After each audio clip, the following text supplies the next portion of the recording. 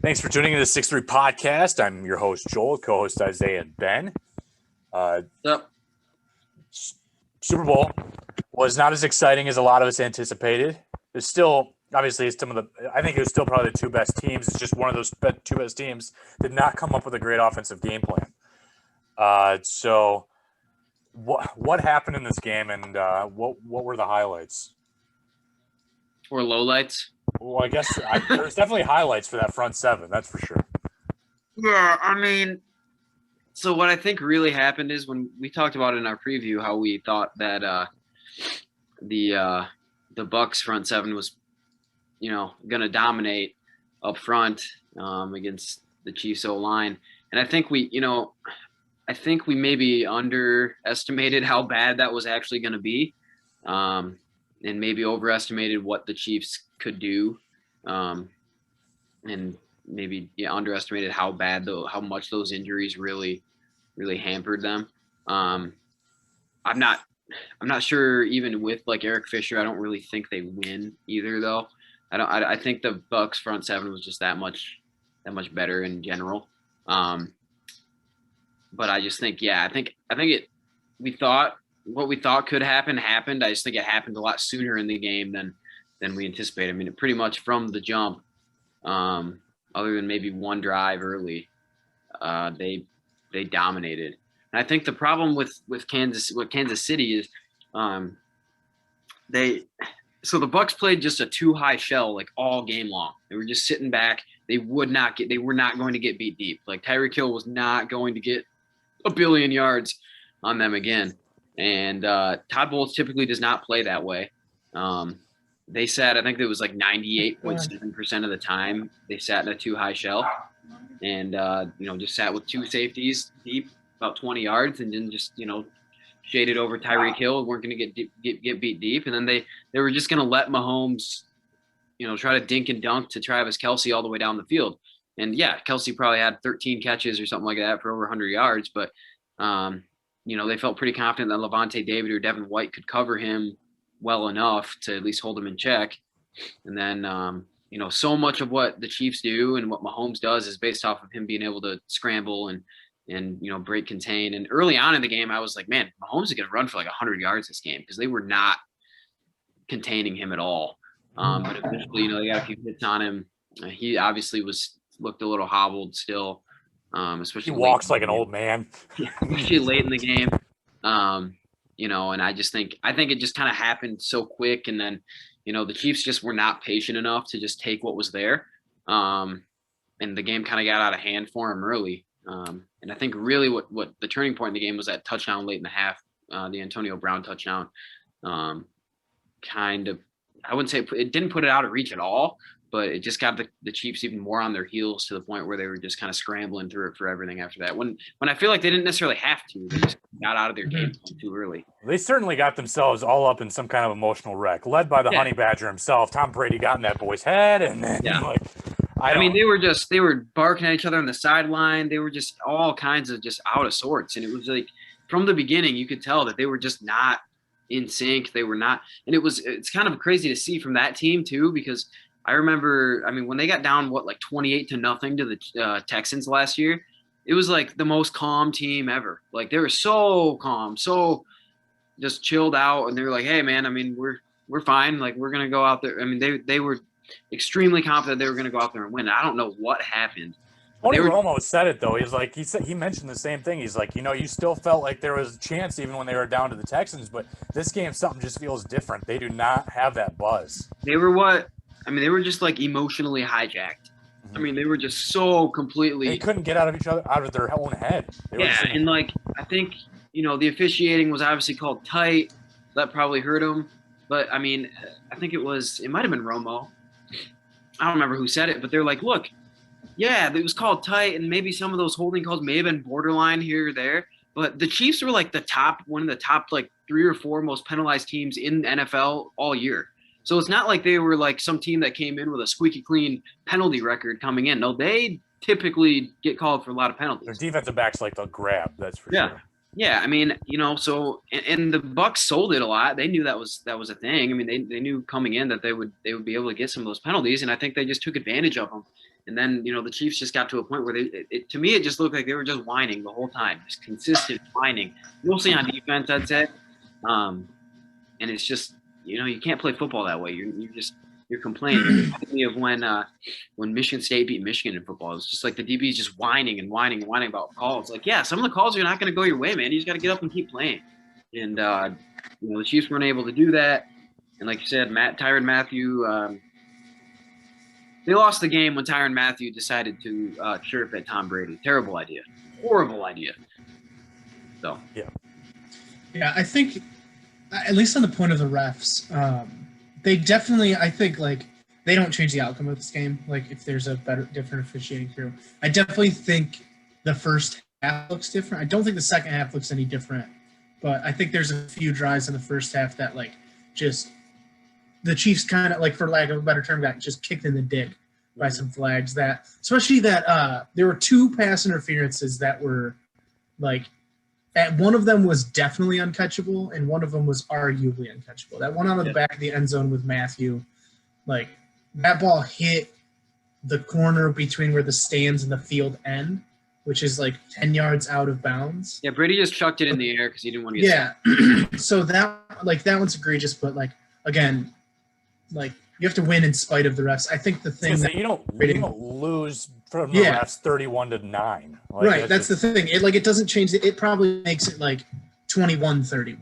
Mm-hmm. I think the thing, like, maybe two of those drives turn into touchdowns, but I think that the only thing that bothers me about the refereeing, one, is just a larger point we can complain about in a different episode of just, like, there's no accountability, but two, just like it wasn't consistent.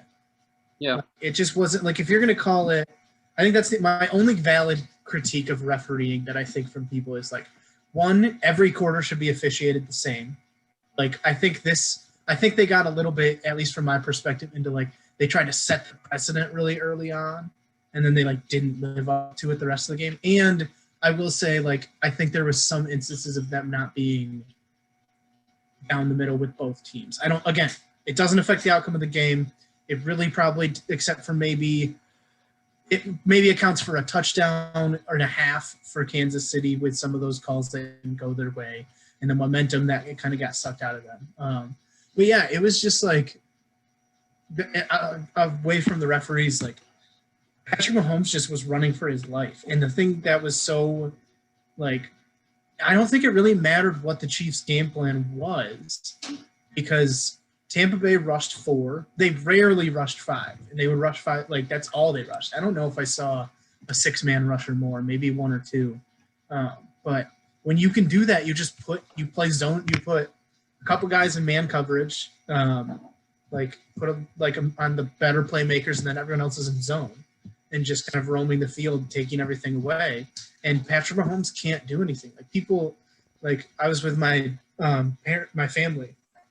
My dad and brother-in-law were like, well, Brady's so much better because he just steps back and then throws the ball right away. And I'm like, yeah, Patrick Mahomes doesn't have a first, second, or third read that's open. Like, he can't do that.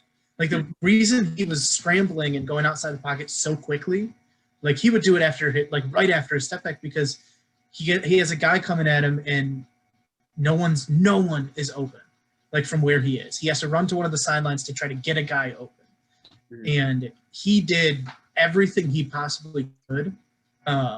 Maybe there's a couple throws, I think, earlier on that he could have made better, but there were 3 throws that just hit people in the face and they didn't catch him. Like, Travis Kelce on that big third down conversion dropped the ball. I made the joke that he made throws that were probably going to show up on the ESPN top 10 that were incomplete passes. Yeah, if they're caught, yeah. There was a few throws, especially in the fourth quarter and third quarter, that if they were caught, would have been like people would have been like, oh, the best, like, what are the best Super Bowl throws ever? Like, that one in the sideline that I think it was Pringle maybe almost caught, but he only got 1 foot down. Like, that was insane, and it hit the pylon.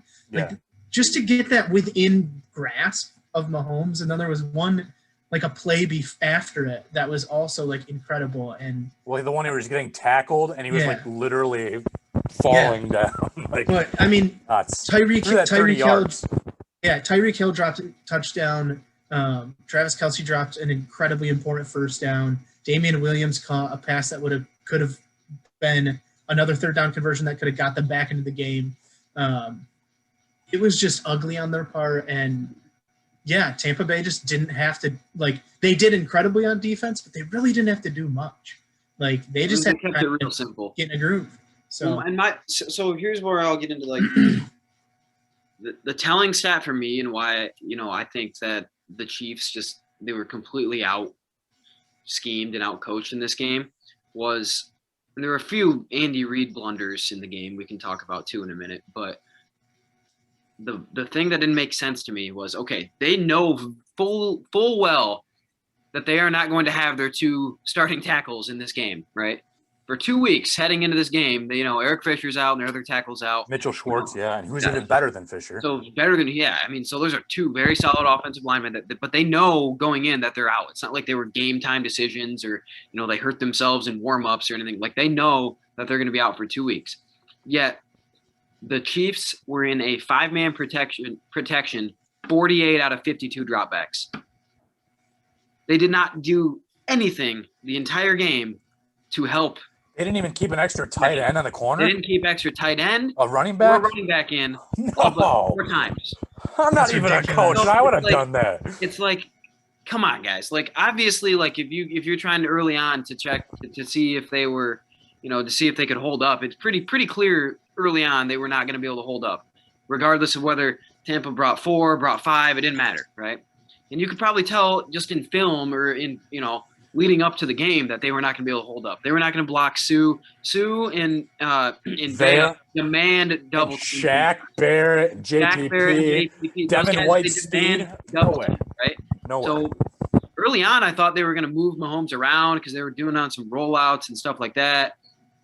And it just, I don't know. They just didn't do enough, in my opinion, to protect their offensive line, fully knowing their offensive line was going to be a problem going into the game. Now, I know, when you leave an extra guy in, that kind of limits what you can do as an offense too, right? When you leave a back in, he's no longer an eligible receiver.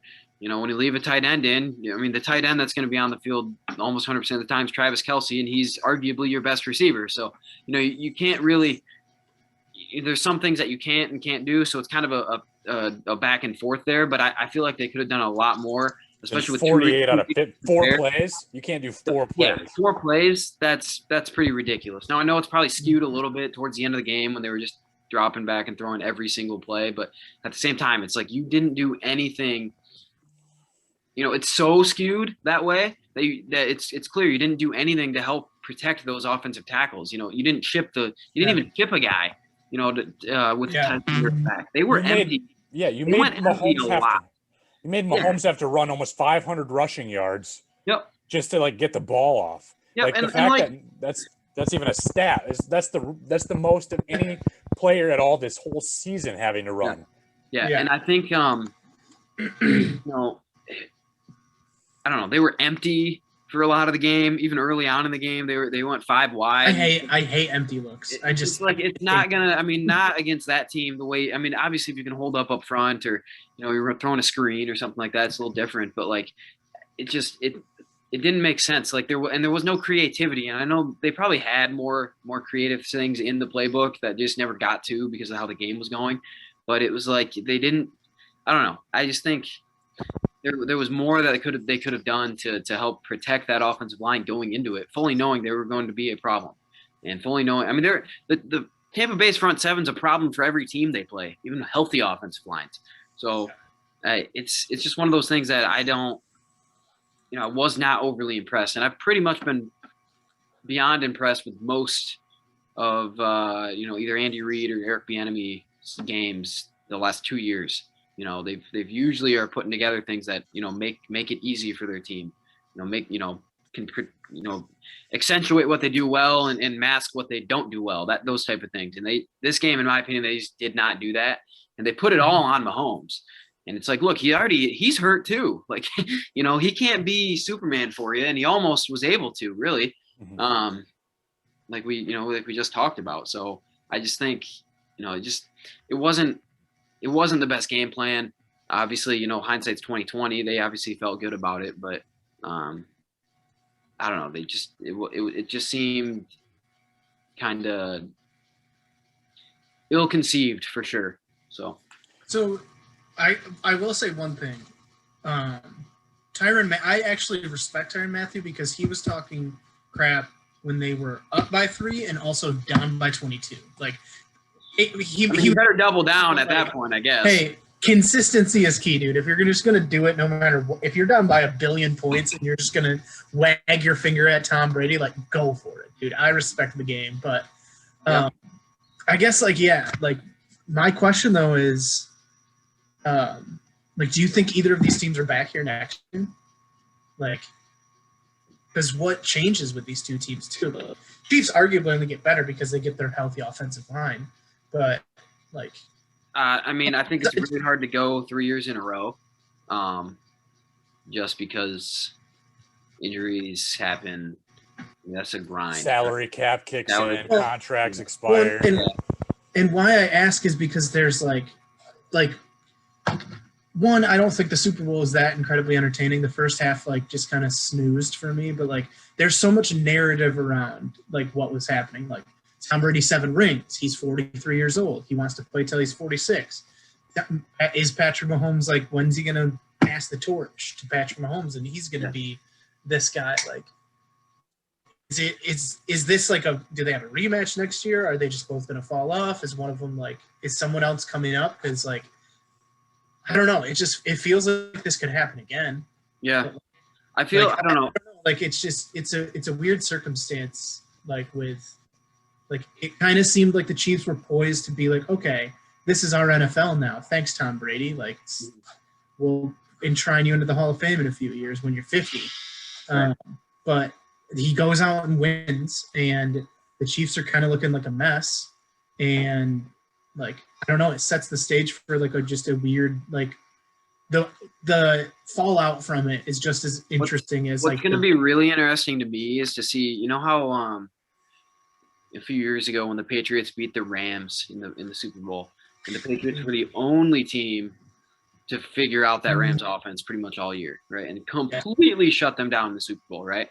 And that next year, the Rams, every team started emulating that against the Rams. Started playing that exact front. It was a 5-man front, 6-man front, and sometimes they started playing that type of defense against the Rams. The Rams were a pretty crappy offense that year. Yeah. So what I'm interested in seeing, I don't really, just because of who they have and the speed and the talent they have and who their quarterback is, I really don't necessarily expect it. But I would be interested to see if there is a little bit of hey, maybe this is how you solve these guys. Hey, if we just don't get beat deep, it's pretty simple, but don't get beat deep, make them check the ball down, make them just dink and dunk you for 7, 8, 5 yards at a time. Is that how you beat the Chiefs? I don't know. I'm not sure that's necessarily repeatable by all other teams necessarily, just because I think Tampa Bay is that much better. But I don't know. It'd be interesting to see because the league's a copycat league, so I feel like other teams are going to try to emulate that. And like Isaiah said, it wasn't like it was overly complicated defense. It's pretty simple. 2 high safeties, shade over Tyreek Hill, cover Travis Kelce underneath with your fast linebackers, and get after the quarterback. With rushing 4, maybe 5. Yeah, that works with specific teams. Not all teams have 2 good safeties. Like Whitehead and Winfield Jr. are good safeties. Yeah. But then you have two fast linebackers that are probably elite at their position too, with David and White. Yeah. And then the whole front 4 with Barrett, JPP, Vea, and Sue. You're not going to get that on a regular basis. No. The corner was obviously the weakest position for the Bucs defense's corners, and even Murphy Bunting has been good. Carlton Davis is fine. Yeah. Not every team has that kind of has that personnel. So that personnel works against the Chiefs, and I think that can be copied to prevent 13-3 season. Might put them down to 11-5, but I think the Chiefs are in the playoffs regardless. small things are going to change. It's going to take it's going to take the right personnel to beat that speed core that the Chiefs have. I agree. I don't necessarily expect them to, fall off the earth necessarily. A step back is certainly feasible. Doing what the Chiefs have been doing.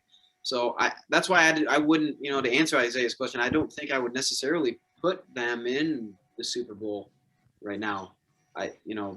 Just way too early, pick or anything. I don't think I would. The Bucs I would.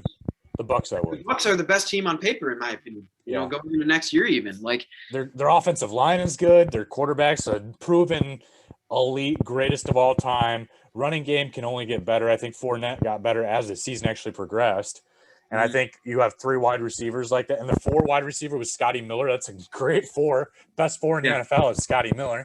Yeah. Did you guys see Tom Brady after the game? They were like, I don't remember who it was videotaping like in their locker room. It was like part of the celebration or whatever. And Tom Brady was just packing his bags. I did see that. The guy was like, Tom Brady's done this 7 times. He didn't even care. Like he's just moving on to next season. Yeah. Well, and I think the thing with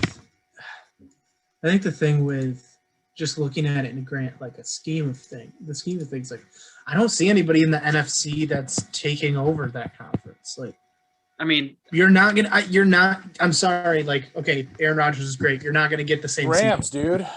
Like, yeah. The Rams were probably the team that I would pick to push them or possibly be able to beat them. Just like the second and third best teams in the NFC, the Packers and the Saints, I only see them progressing. Saints are going to fall off. I think the Saints are going to fall off. I just think the Packers, like, they're going to be good. I still think they'll win the NFC North because it's a cluster. But, like, Aaron Rodgers is not going to do what he just did. Like, he's just not. Like, as great as a quarterback is, as much as he has, like, similar years in his history, to do that twice in a row is impossible, as far as I'm concerned.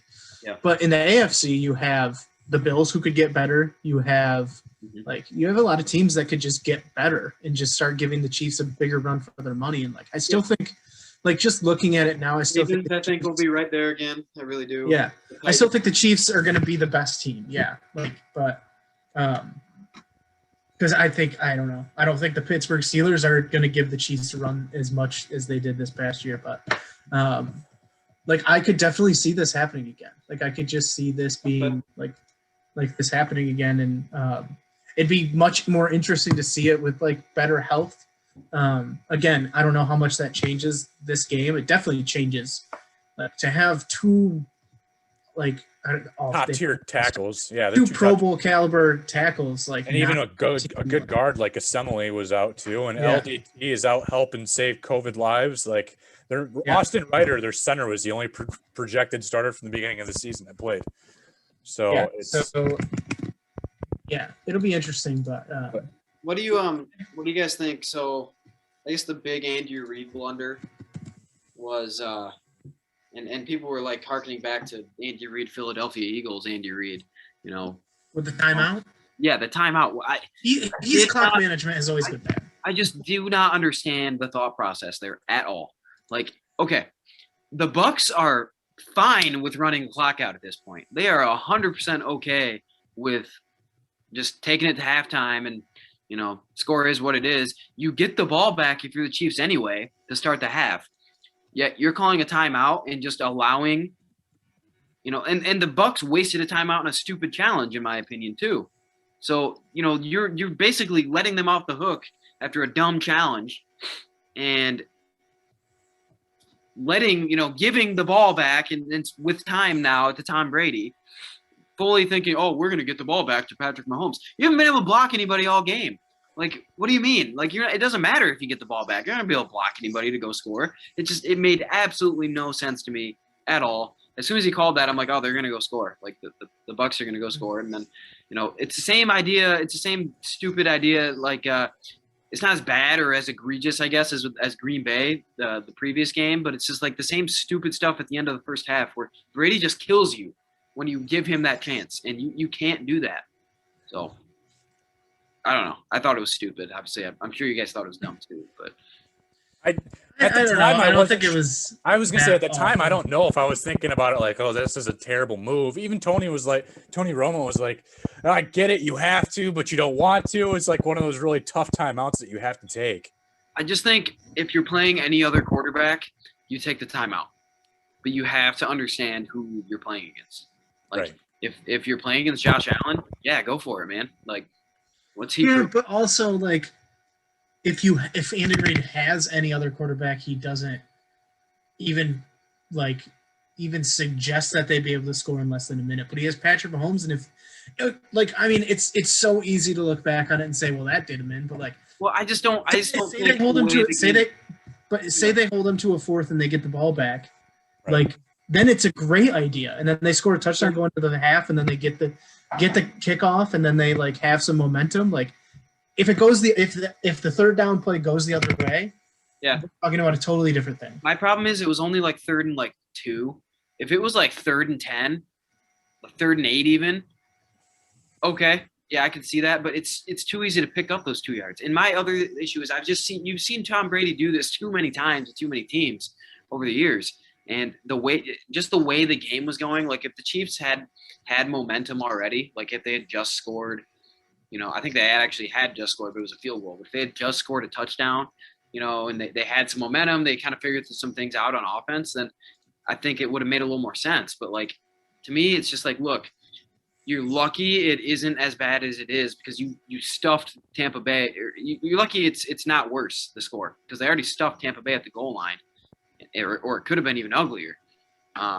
Just lick your wounds, take it to halftime, and then see if you can readjust and score on that first opening drive and make a game of it. So I don't know. Yeah, I mean, you make valid points for sure. I just think when I was watching the Super Bowl and I was like watching that progression of plays and stuff and those timeouts being taken and that 3rd and 2, like I just remember I remember watching it and not thinking really anything of it. I'm like, oh, I guess yeah, take the timeout right here. Like it didn't seem, I wasn't like, what are you doing? That's why I say now hindsight's 2020. Like Isaiah said, like it looks bad because obviously like it just even gained more momentum for the Buccaneers. But like at the time, I was just like meh until like I didn't watch that chain of events and like freak out being like, oh, you're so dumb. And I was watching it with a Chiefs fan too. I was just like, I didn't see the issue with it. I was sitting there with my dad, and I wasn't even paying attention at this point. I mean, I was, but I was just like, I was talking about something else, or I was looking at my phone. I looked up. I'm like, why is the clock stopped? He's like, my dad was like, oh, they called timeout. I'm like, I just was like, it's the same idea that's happened against Tom Brady too many times. As soon as he sees like an opening where it's like they've got a chance here, I mean, he's gonna strike, right? And he's too good in 2 minutes. Now, obviously, like in the end, like the Chiefs probably should have. I mean, then they gave up like a 20-yard pass the next play after that 3rd down. So it's like obviously, like you don't expect your defense to just get torched after that. But I don't know. I just thought it was too much of a risk. Seeing how bad you were playing up until that point, you were lucky you were even in the game, in my opinion. So I guess you could say it's a high risk, small reward. Certainly high risk and too small of a reward, in my opinion, because you're not guaranteeing you're coming down. You only have 45 seconds anyway. You're not guaranteeing you're coming down to score anything. Even if you force them to punt. I mean, a good punt, you're down inside your 20. I don't know.